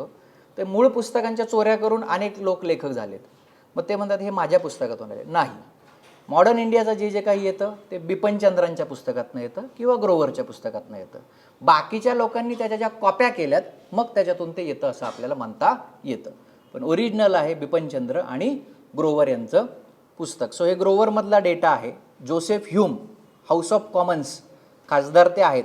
साताऱ्याचं कधी झाले विलिनीकरण? 1848. आप्पासाहेब आहे की नाही, 1818ला तुम्ही पेशवाई नष्ट करून तुम्ही प्रतापसिंहांकडे दिलं आणि पुढे 1839ला आप्पासाहेबांकडे दिलं. 1848ला आप्पासाहेबांचं निधन झालं विदाऊट हॅव्हिंग सन. आणि मग ते म्हणले की हे डिपेंडन्सी आहे, हे जे आश्रित राज्य आहे आणि याला आता खारिज करायला पाहिजे. ऑलरेडी खरं तर प्रॉमिस केलेलं होतं 1818मध्येच की हे तुमच्याकडेच राहणार आहे. पण नंतर जसजशी सेटअप बदलला त्यांनी ते घेऊन टाकलं. प्रतापसिंहांना काढून टाकल्यामुळंच मग रंगो बापूजी गुप्तेंचा एपिसोड झाला. त्यांचा इमानी सेवक आहे ना, ते लंडनला गेले की बाबा माझ्या धनाला काढून टाकलं तुम्ही वगैरे वगैरे ते सगळं. आणि मग त्याच्यामुळेच ते 1857मध्ये ठीक आहे मग तुम्ही देत नाही का, तुमचा बेत पाहतो असं ते फिरतं. सो जोसेफ ह्यूम आणि शेवट खेडा सत्याग्रहात सहभागी झालेल्या गुजरात सभेचे अध्यक्ष महात्मा गांधी. खेडा 3 आहेत गांधींच्या 3 आरंभीच्या चळवळी, चंपारण्य, अहमदाबाद आणि खेडा. चंपारण्य हे मागेच राहिलं का आपलं? हां, चंपारण्य, अहमदाबाद आणि खेडा. चंपारण्यमध्ये तुम्ही 3 कथिया 3/20 3/20 नीळ उत्पादनाचं जे आहे ते. त्याच्यानंतर अहमदाबादमध्ये मिल स्ट्राईक जो आहे कामगारांचा, प्लेग बोनस आणि त्याचा मुद्दा. आणि इथे जो विचारला तो खेडाचा शेत साऱ्यामध्ये सूट द्या, ऑलरेडी भरपूर प्रॉब्लेम आहेत. आणि इथं मग गुजरात सभा स्थापन केली होती, गांधी त्याचे अध्यक्ष होते. वल्लभभाई पटेलही सहकारी आहेत, विठ्ठलभाई पटेलही सहकारी आहेत. भारत सेवक समाज जो आहे ना, सर्वंट्स ऑफ इंडिया सोसायटी गोखलेंचा, त्यांनी खेडा सत्याग्रहामध्ये ॲनालिसिस एन्क्वायरी केली होती गांधींच्या बरोबर. तर ते सुद्धा नाव लक्षात ठेवायला पाहिजे. सो गुजरात सभेचे अध्यक्ष महात्मा गांधी होते. आणि मग शेतसाऱ्यामध्ये त्यांनी फायनली काय केलं की ज्यांना शक्य आहे त्यांनी भरा सिक्रेटली. सरकारने असं सूट देऊन टाकली. यांनी म्हणलं होतं की सूट द्या बाबा आम्हाला तुम्ही. सरकारने पब्लिकली न करता शक्य आहे त्यांनी भरून टाका असं ते म्हटलं. आणि फायनली गांधी तिथे यशस्वी झाले. आणि त्याच्यानंतर मग त्यांनी फर्स्ट ऑल इंडिया चळवळ उभारली, दॅट इज रौलट.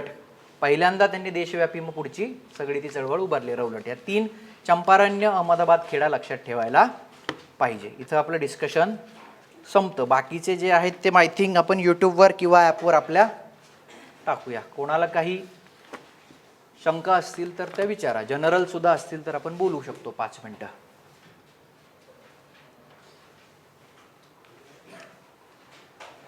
जनरलही काही विचारू शकता. पुढच्या 14 दिवसांमध्ये जे वाचलं आहे तेच पुन्हा पुन्हा वाचावं. 9 नोव्हेंबरचा पेपर GSचा एकदा बघावा. प्रत्येक विषयाच्या काय डेप्थला आणि काय याला गेलेत ते बघावं. कारण साधारणतः MPSCचा प्रिलिम्समधला आस्किंग पॅटर्न कंबाईन ग्रुप बी असेल, ग्रुप सी असेल, राज्यसेवा पूर्व असेल, जवळपास सारखा झालेला दिसून येतो. इस्पेशली पॉलिटी असेल, महाराष्ट्राचा इतिहास असेल, इतरही करंटचे डेटा असेल, असं वेगळं काही त्यांनी ठेवलेलं नाही. त्यामुळे यावर्षी झालेल्या 2-3 परीक्षा त्या बघायला पाहिजे. जे वाचलं आहे तेच पुन्हा पुन्हा वाचायला पाहिजे. आजपासून 4 जानेवारीचा दुपारचा 12चा पेपर होईपर्यंत इन्स्टा रील्स बंद केल्या पाहिजेत. कॉन्सन्ट्रेशन ही बाय प्रॉडक्ट असतं. एकाग्रता हा तुमच्या वर्तणुकीचा बाय प्रॉडक्ट आहे. सकाळी 7 वाजता इंस्टाग्राम स्क्रोल केल्यानंतर दुपारी 11 वाजताच्या एकाग्रतेवर परिणाम होतो. ही सायंटिफिकली प्रूव्हन गोष्ट आहे. डोपामाइनच्या उसळ्या वर खाली गेल्यानंतर सकाळी मी आता रील बघून घेतो मनमुराद, दुपारी शांततेने अभ्यास करतो नाही. काल रात्री तुम्ही काय बघून झोपलात याचा परिणाम दुसऱ्या दिवशी सकाळी होत असतो. स्पर्धा परीक्षेमधलं सक्सेस हे तुमच्या पर्सनॅलिटीचा प्रोडक्ट असतं, लक्षात ठेवा. 12वं वर्ष आहे माझं शिकवण्याचं. मी नसेल सोशल मीडियावर किंवा इतर ठिकाणी दिसत, पण माझं हे ऑब्झर्वेशन आहे. वन हू इज काम, कंपोज्ड गेट्स सक्सेस. पीस पाहिजे. 1 तासामध्ये जर 80 85 90 95 अटेम्प्ट शांतपणे करायचा असेल तर तुमच्या आतमध्ये पीस पाहिजे. काही रील मी बघितलेत की कंबाईनचा स्पीड असा पाहिजे. अरे काय मग खड्डे खोदायचे आहेत का तुम्हाला? आळे करायचे? मार्केटच्या आहारी जाऊ नका. जर मी मार्केट असेल तर माझ्याही आहारी जाऊ नका. मार्केट बसलंच आहे आणि तुमची लढाई मॅटरशी नाही आहे. ChatGPT आल्यानंतर मॅटर कचरा झालेला आहे. किती तुम्ही टाका, ChatGPTला विचारा मला महात्मा फुलेंविषयी माहिती सांग, देतोय ना. पुस्तकं वगैरे नाही, तुमच्या हातानं लिहिलेला डेटा.